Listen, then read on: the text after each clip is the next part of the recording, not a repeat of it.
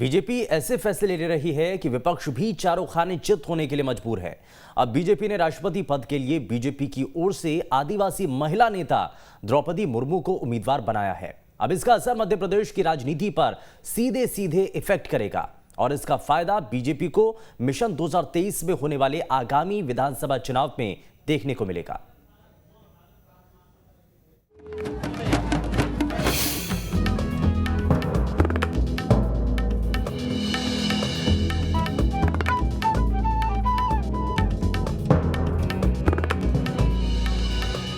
मध्य प्रदेश विधानसभा में कुल 230 सीटें हैं, जिसमें से 47 सीटें अनुसूचित जनजाति के लिए आरक्षित हैं। आगामी साल में मध्य प्रदेश विधानसभा का चुनाव होना है। इस लिहाज से बीजेपी की ओर से आदिवासी महिला नेता द्रौपदी मुर्मू को राष्ट्रपति पद के लिए अपना उम्मीदवार बनाया है।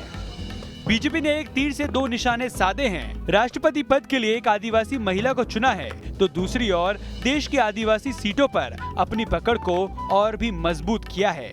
बता दें, इसका असर मध्य प्रदेश की सियासत पर भी देखने को मिलेगा। अतीत के पन्नों को जरा पीछे पलटें तो साल 2018 में बीजेपी के हाथ से प्रदेश की सत्ता आदिवासियों की नाराजगी की वजह से गई थी। मध्य प्रदेश में आदिवासियों की जनसंख्या 1.53 करोड़ से अधिक है। 7 संभागों की 20 जिलों के 89 विकास खंड आदिवासी बहुल्य हैं। विधानसभा में 47 और लोकसभा में 6 सीटें एसटी के लिए आरक्षित हैं। 37 बाकी सीटों पर भी आदिवासी मतदाताओं का खासा असर है। 2018 में बीजेपी को 47 आरक्षित सीटों में से केवल 16 पर जीत मिली थी। राष्ट्रपति चुनाव के लिए द्रौपदी मुर्मू को बीजेपी ने अपना प्रत्याशी बनाया है, जिसके बाद विपक्ष भी चारों खाने चित नजर आ रहा है। इस देश की राजनीति की धारा सबका साथ सबके विकास के मंत्र पर, चाहे अटल बिहारी वाजपेयी जी हों या देश के प्रधानमंत्री नरेंद्र मोदी हों, इस दिशा में लगातार कदम उठाने का काम इस देश को आगे ले जाने के लिए भारतीय जनता पार्टी का नेतृत्व जो काम कर रहा है वो अविस्मरणीय है।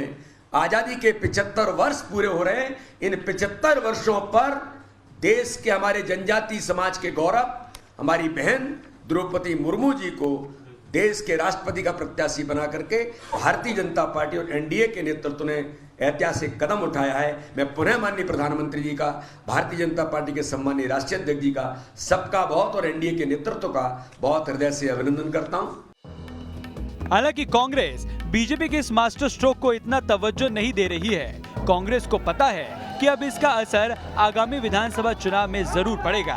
फिर भी कांग्रेस इसे जग जाहिर नहीं होने देना चाहती है। राष्ट्रपति पद पूरे देश को गौरवान्वित करने वाला होता है। उसे किसी जाति, वर्ग या समूह में नहीं बांटा जा सकता है। वो पूरे राष्ट्र का पिता होता है। और यदि उससे यह आकलन किया जाए कि ट्राइबल का मध्य प्रदेश में लाभ मिलेगा, तो मैं मानता हूं कि ऐसा नहीं है।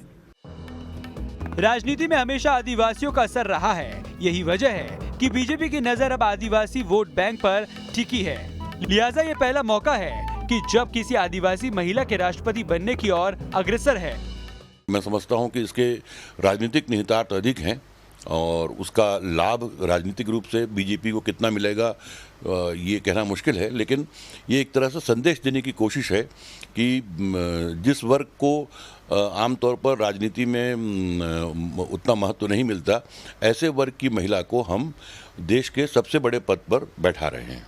मध्य प्रदेश में आगामी विधानसभा चुनाव पर बीजेपी का पूरा जोर आदिवासी वोट बैंक पर है। ऐसे में बीजेपी ने राष्ट्रपति चुनाव में द्रौपदी मुर्मू को अपना प्रत्याशी बनाकर आदिवासी वोट बैंक को साधने की पूरी कोशिश की है।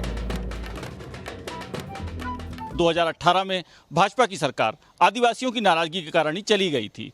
उस समय भाजपा को आदिवासियों की मात्र 16 सीटें मिली थी।